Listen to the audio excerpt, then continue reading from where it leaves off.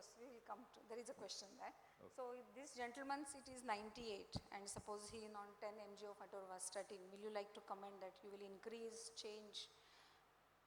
Yeah, I mean, as Dr. Hiramat said, getting LDL is definitely a target, but then I would also look at the HDL, which is 26. Yeah, so probably in the course of action, we will discuss about that. That is a forgotten target, and I think we seriously need to look at HDL in addition to the other factors.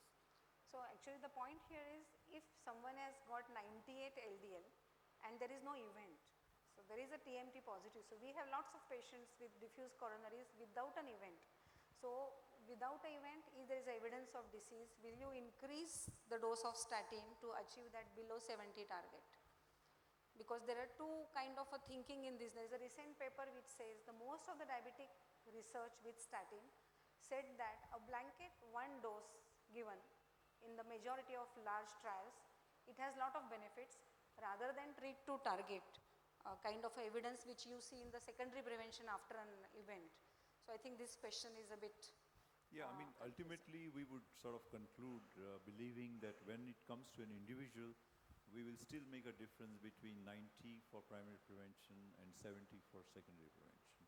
So that's how we would individualize. Yeah, but I think always he puts in his talk that you always treat as a primary prevention and one day person gets an infarct, like we just discussed last week, and suddenly all targets and criteria change.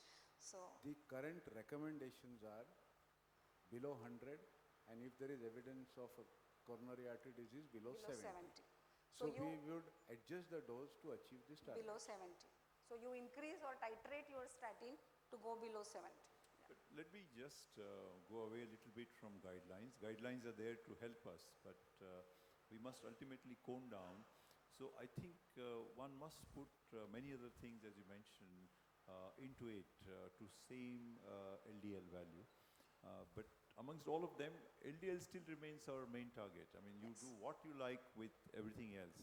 I mean, first look at LDL, get LDL to the target, then only start thinking of HDL and other things. Also, the first drug to improve whatever lipid you want to see is always statin. You could add whatever you want in addition to statin, but first drug has to be statin. Even in the Steno-2, whenever there is a 55% reduction with the multiple targets of A, B, C, the 60% of the reduction came with the lipid management.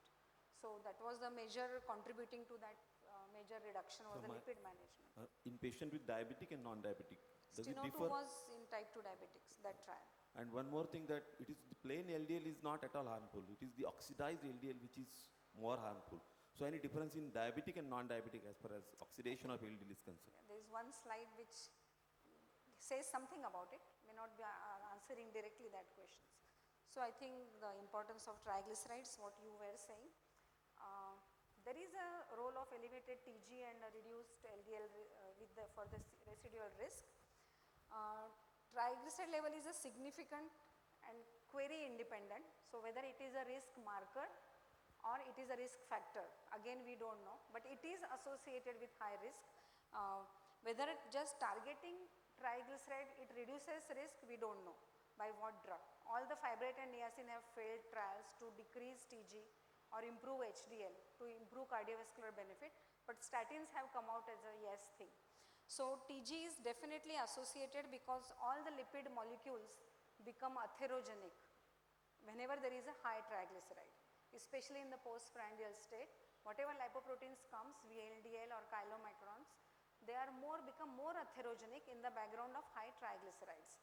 So definitely, yes. This is very true that sometimes we come across triglyceride levels which are high. As you control sugars, the triglyceride levels improve. Secondly, as you improve the triglyceride level, your HDL has a tendency to go up. At least on the lipid profile, it looks like that. So both look quite healthy. Whether to treat triglycerides aggressively is an issue. I think high triglycerides is not so much a coronary risk factor as much as it could be for pancreatitis and so on. So if you are treating somebody for triglyceride figure of 500 and above, it is more for pancreatitis compared to coronary artery disease. And the Maria Taskinen, if you know, she is from the Finland and she has the major studies. Yes. See, triglycerides also carry some cholesterol. So if you have triglyceride, you look at non-HDL cholesterol and make that your target rather than just ignoring triglyceride. And like Dr. Hiremat said, triglyceride more important is for pancreatitis rather than real risk for coronary artery disease. Yes, actually that should be the correct. That is the message that rather than targeting TG, you need to target non-HDL. And that's why this gentleman had a non-HDL, I think 134 or something like that. So we'll come back to the non-HDL targets and how to achieve that. Now importance of ApoB-A1, which you must be reading a lot of papers. I think Dr. Joshi is here and I am showing his paper. That is inter-heart study which showed the 9 standard risk factor which predict acute myocardial infarction and large number of patients from India, and he has a separate paper for the South Asians, and what he has shown that ApoB-ApoA1 came as one of the major out of the 3, like smoking, ApoB-A1 ratio, that came as a major contributor of the predicting the risk. So this was a large epidemiological study in our setting which has shown that this predicts much more than the other lipid parameters. And that is also true because for every whatever atherogenic lipid particles we are saying in the blood, every molecule is attached to one ApoB.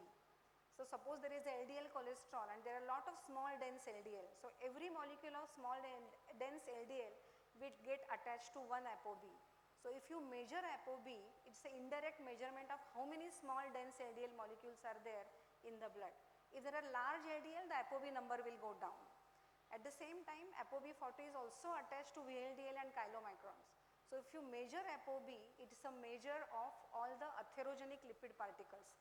And that's why in many studies which have done the retrospective analysis like CARDS trial in diabetics, it shows that this ApoB-A1 ratio comes out as a major predictor more than the LDL cholesterol for predicting the risk of cardiovascular thing.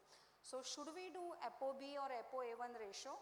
And for that, this was the study done, it is MORIS, and what it showed was ApoB, ApoA1 have a stronger predictive value than TG, total cholesterol or LDL cholesterol. It is better than LDL cholesterol at all levels of LDLC, but especially valuable in patients with average or low LDL, which is very typical of diabetic dyslipidemia. We never get very high LDL in our patients, which is around, hardly we get anyone above 120. It is extremely rare, and ApoB, ApoA1 help to identify subjects with the metabolic risk. But there are studies which show that ApoB measurements exactly they are parallel with non-HDL cholesterol. So whatever ApoB is giving us predicting, it is same as non-HDL. So I think I don't have that slide, but if you put it, it is exactly parallel kind of a prediction of the risk of non-HDL cholesterol and the ApoB. So ApoB is good. I think there are targets set up as below 80 for type 2 diabetics, but we may not measure it as it is costly and not available in most of the setups, and that is the importance of non-HDL cholesterol. So can we go for both like LDL as well as improving the ApoB-ApoA1 ratio? I mean, can we do something in terms of therapy to improve that ratio? Yeah, whenever you try to reduce triglycerides by any means like exercise and diet and weight reduction, it automatically improves non-HDL cholesterol, and that's the benefit when you reduce the atherogenic, and plus drugs. So like this gentleman's non-HDL is 140. So what is non-HDL is actually total cholesterol minus HDL cholesterol. So whatever remains is LDL plus other atherogenic molecules. So non-HDL is a very good simple indicator. You just take two values, subtract HDL from the total cholesterol. Like this this patient's, it is non-HDL is 140. And if you want to target that, the targets are, so this is just that non-HDL predicts at level. So the targets are whatever is your LDL plus 30. So suppose your LDL goal for one particular patient is below 70, his non-HDL should be below 100. Or if you try to be LDL goal is 100, your non-HDL should be below 130. Now this person's LDL is quite good. We say it is 98, the triglycerides 240 and non-HDL is 140. Now what is the choice of the drugs for this person? Whether we are going to change statin, increase the dose of statin, should we add fibrates, which are very, very common kind of a practice. So I think you can comment on that. We couldn't see the earlier slide. So what is he on? I don't know. Say he is on 10 mg of atorvastatin, which is standardly used in all diabetic patients. All right. And I put that here. So slide, just put the slide on the screen.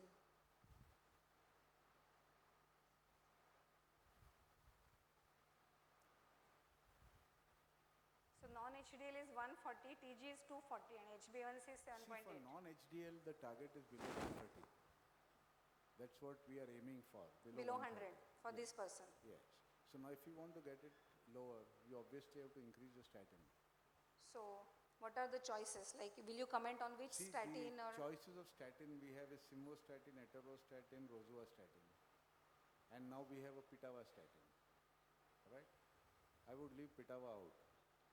No, just for the time being, because it is not really, what I wanted to say was, say 5 mg of atorvastatin is the same as 5 mg of rosuvastatin would be same potency as 10 mg of atorvastatin and 20 mg of simvastatin. I don't know what the correlation with pitava is, that's why I left it out. Right? So here, probably obviously would double the dose, but with doubling the dose you would get a 6% reduction. But I think that would bring it down to target. What is your choice, Dr. Hirame? I think between the two, atorvastatin and rosuvastatin, rosuvastatin has clearly shown an improved HDL rise. So if this guy has only 29 HDL and you have to anyway use a statin, I would probably use rosuvastatin as a first choice. About pitava, since I think we are more familiar with with pitava compared to you people, it's available as 1 and 2 milligram, and again the rise in HDL is pretty correct. It is, but even with 2 milligram, the rise in HDL is quite striking. So there is so many times that I'm using 20 milligram of rosuvastatin, LDL is not at target, HDL is also very low. Then I use another statin like pitavastatin. Right or wrong, I don't know, but the hope is that it would help to get down the HDL, get the LDL down and push the HDL. Does pitavastatin has less evidence than the other statins, or it is less marketed, what it is? Yeah, I think, no, there are studies, but not like other statins. The issue is it has the least sort of side effect profile. It is a little bit less efficacious compared to the other statins. That means the LDL drop will not be as good as atorvastatin or rosuvastatin, but just as it is mild on the toxicity component also. So if your patient is not tolerating statins because of the musclepathy, I think you can use pitavastatin as the next option before you finally say that he's just not tolerating statins. Will you add fibrates, or anyway, first your comments? No, I just go with Dr. M.S. Hirmat, but I will also like to remind you that atorvastatin, when you increase the dose, the HDL increment is not there. In fact, HDL tends to fall with higher dosages of atorvastatin. So changing over to rosuvastatin in this particular patient would be again my choice, with better action of rosuvastatin on triglycerides and some doubtful benefit for HDL cholesterol. So I would certainly change to rosuvastatin in this patient. So which will also address the non-HDL cholesterol. Will this patient require monitoring like the liver enzymes and all that? I think the recent FDA guidelines have removed LFTs monitoring, but of course initial we have to do. And I think generally if LFT is going to get deranged, it is only with the first 2-3 months or 6 months. So most of us do one LFT around 3 months or 6 months after initiating statin. If that is not changed, I think generally long term there is no reason to worry about liver enzymes unless you're using something like 80 milligram statin over a long length of time.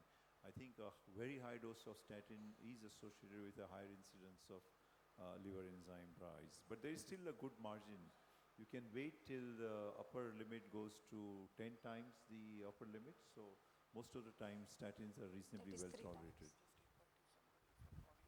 Yeah. I think your opinion are also invited. It's a kind of a discussion. So if someone wants to talk about statin in this particular stage or anything, you are most welcome. Yes, please.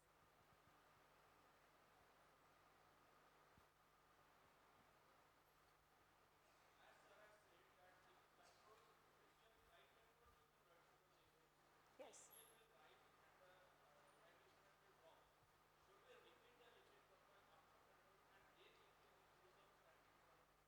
That is also quite okay. 7.8 A1C is not that bad, but definitely whatever glucose control we improve, there is a fall in triglycerides. So if there is an improvement in HDL as well, the non-HDL will go down. So that is absolutely accepted.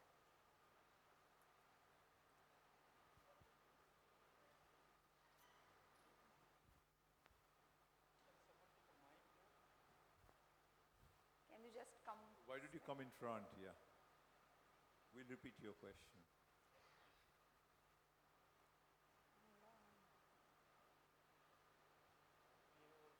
Yes.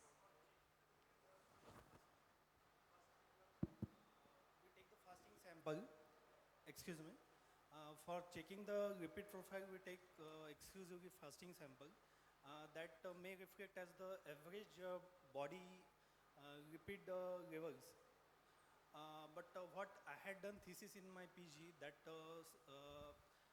what we had seen that we had done fasting as well as immediate postprandial and 1.5 hour after postprandial lipid level. And what we found that the carotid intimal thickening is more correlated with postprandial non-HDL rise as compared to the fasting. So should we change our treatment modalities as per the postprandial non-HDL levels, or we should remain stuck to fasting lipid levels? What you are saying is absolutely right. Whatever I know is all the major trials which have used statin, they have done cholesterol in non-fasting state. So major evidence comes whenever they have checked cholesterol when the patient was not fasting. It was a random sample in majority of the trials. So we have a evidence, we just check random cholesterol and treat it, and we have the evidence. About triglycerides, yes, the fasting state is important. So maybe the non-HDL cholesterol is reflecting that. And it will always go, as I was saying, there are a lot of good studies in postprandial state that the same atherogenic molecule become more atherogenic if the triglycerides are high. And we do not have exact cutoff at how many hours, how much should be the TG, how much should be the non-HDL to target. But I think for triglycerides, we always check fasting at present because we have those targets. Thank you. A question for you. You did your thesis on fasting and postprandial lipid. Yes, sir. Did you find any difference in non-HDL cholesterol? Yeah, he said non-HDL. how much? Yes, How much? sir. No, sir. In non-HDL cholesterol, triglycerides effect was more vulnerable. No. When you calculated non-HDL, Yeah. just total cholesterol minus HDL, Yeah. how much difference was there in the postprandial state and the fasting state? Sorry, sir, I want to say that rather than non-HDL, we measured cholesterol independently, triglycerides and total cholesterol like that. We have not Dr. calculated non-HDL So what cholesterol. I think he means, we should not expect a difference. That's what you are saying. You are just asking. When you look for non-HDL cholesterol, fasting of 12 hours, what we demand doesn't matter. That's the point I want to make. When you're looking at only cholesterol, LDL cholesterol, and you're doing by the calculation method, fasting will make a big difference. We found a big difference, especially in triglycerides, rather than total non-HDL cholesterol. Yes. Yeah, but it makes a lot of things very simple. If you take a random sample, do total cholesterol, HDL, and just calculate non-HDL cholesterol and treat the patient. So just few slides about the use of I've got one question. Yes. We want to raise HDL. Why not replace polyunsaturated fats with saturated fats? Yeah, I think it works. it works for improving HDL, that's true.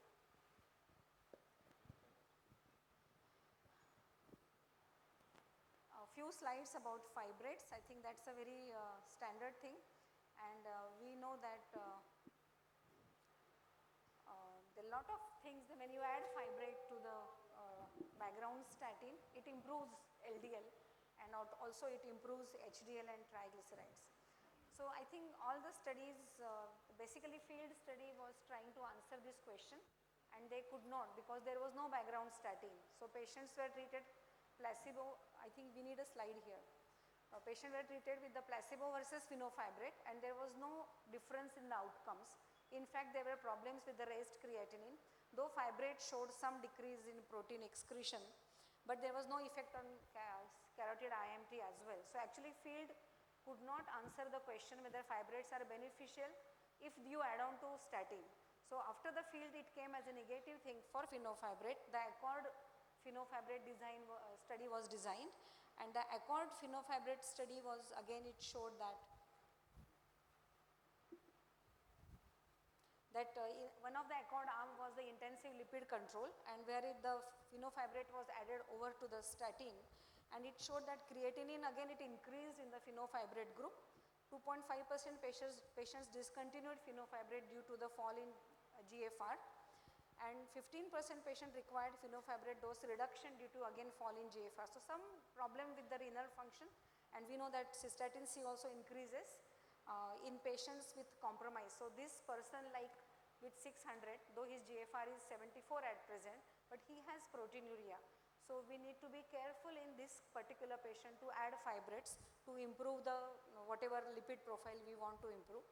The conclusion of accord was that addition of fibrate was not further improving cardiovascular outcome, and in fact some patients increased creatinine.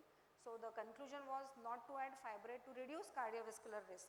Maybe again, as Dr. Hiremat was saying, if you are looking at one particular patient, in that patient for certain duration addition of fibrate may be beneficial to achieve those targets of LDL and the HDL and non-HDL cholesterol. So that is the status of fibrate at present in type 2 diabetic. Finish. This was the last one. So I think for this gentleman, as we have said, good glycemic control, weight reduction, his BMI is 30. I think you are going to listen to the obesity management after this session and how everything improves magically, and then changing the statin, and that is the, I think, treatment for this gentleman. What about angio? He needs an angio. Yeah, no, we are not discussing that. Actually, with positive treadmill, I think we must do at least a CT angio for him, you know. I must leave the stage saying that the CT angio reliability under negative circumstances, that means a normal CT angio is 100%. So for this kind of somebody who has no cardiovascular symptoms, stress test is likely to be false positive. I think use the CT angio as a very important diagnostic tool. Stress thallium, reasonable, I mean, it improve accuracy from say 70% to about 85%, but CT can take you to around 95 to 100%. Dr. Kadu? I request Dr. Praful Kadu and Dr. Sanjay Agrawal to felicitate Dr. So one question. If the patient is hypertensive and his lipid is normal, absolutely normal, should we start statins? Without diabetes? Without diabetes. Oh, so that is absolute primary prevention like Jupiter, I think.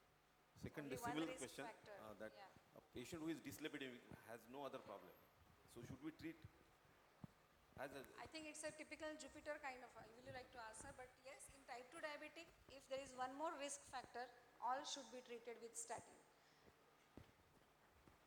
A plain hypertension with no diabetes, no lipids. That is his question. His is dyslipidemia, his is hypertension. Yeah, I think the Jupiter subset was LDLs which were close to normal range, you know, so they also showed a benefit. So we should be using So statins. actually after Jupiter only it came as a primary prevention for the statins. Thank you, madam, and thank you all of you. Give them the big round of applause. Thanks. I request Dr. Praful Kadu and Dr. Sanjay Agrawal to felicitate Dr. Shailaja Kare. झालंय मगाशी.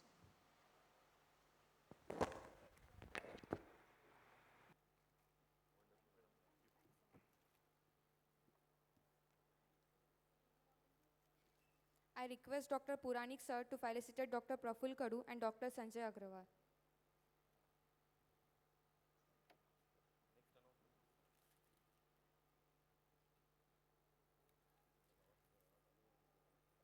The next lecture is on management of metabolic syndrome and obesity. For that, I request Dr. Bansod and Dr. Rajesh Chavan to come on dais.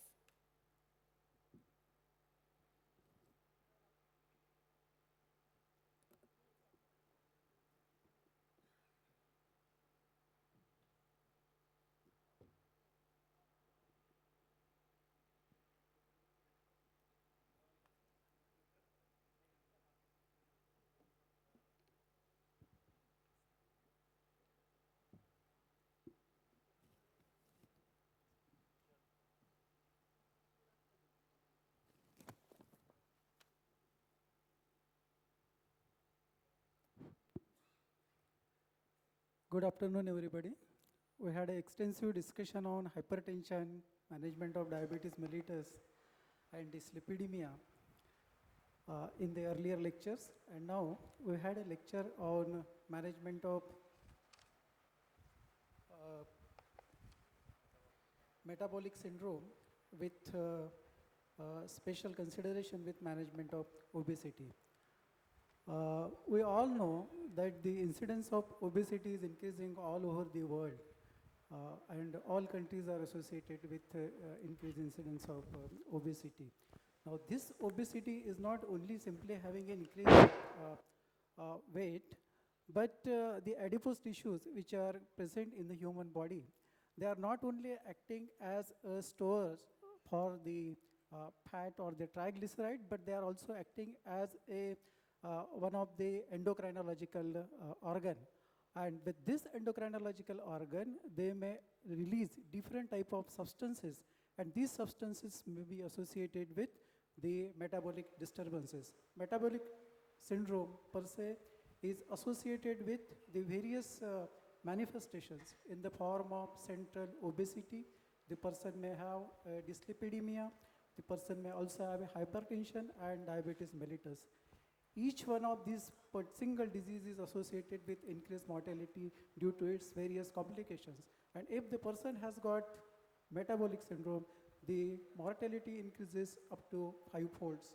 Incidence of metabolic syndrome is around 45% in United States of America, where the peoples are much aware regarding their health, and it is associated with so many complications.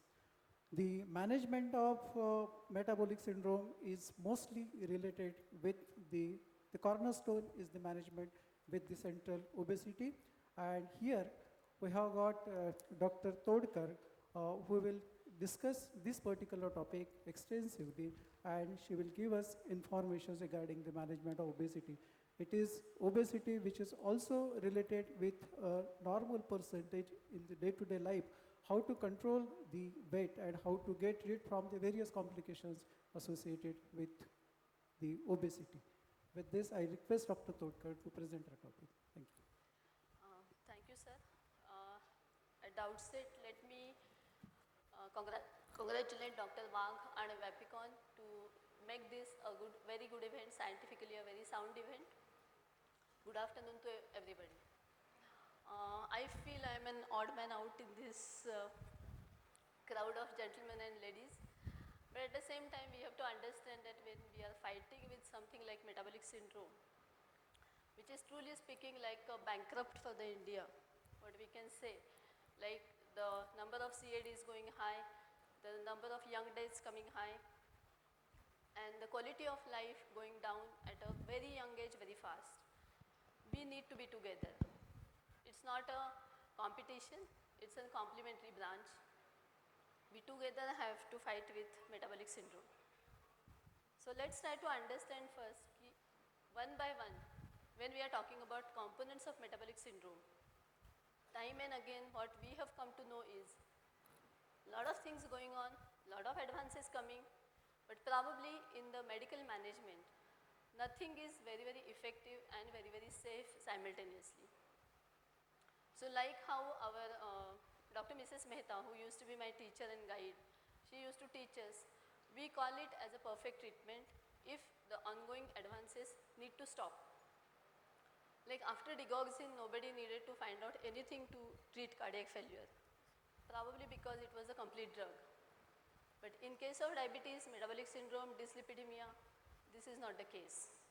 We need to have little more insight about the pathophysiology, about the understanding of the disease, and at the same time, we need to save our generation. Diabetes, as we all know, combination of diabetes and obesity, declared by WHO as the second largest killer disease for this century, and many more comorbidities associated with it. A very high rate of mortality when the BMI